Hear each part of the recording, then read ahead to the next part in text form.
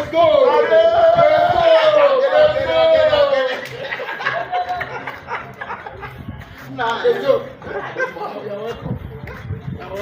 Welcome to Igbo. Life in Igbo Igbo. AGM President. Life in Igbo Igbo.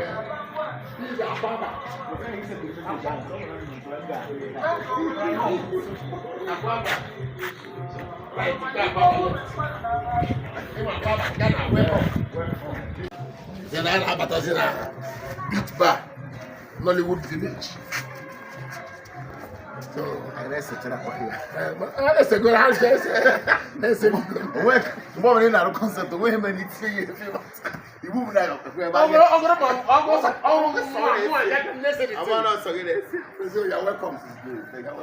Let's go.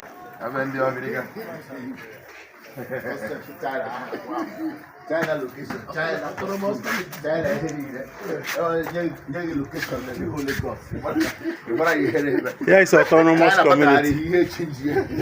Very soon, I have a member kitchen. I'm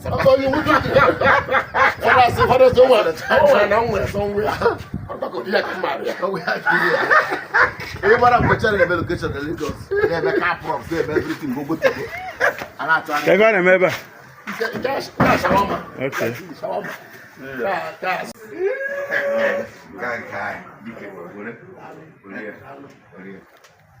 I will buy now for 1,000 naira. Already. If you think you know, I'm a man, I'm going to go to hands. I teach you, boss.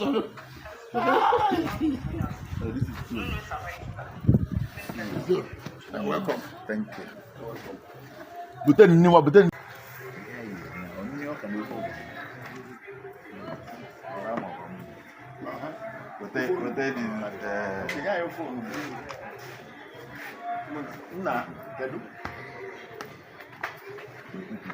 They graduate now.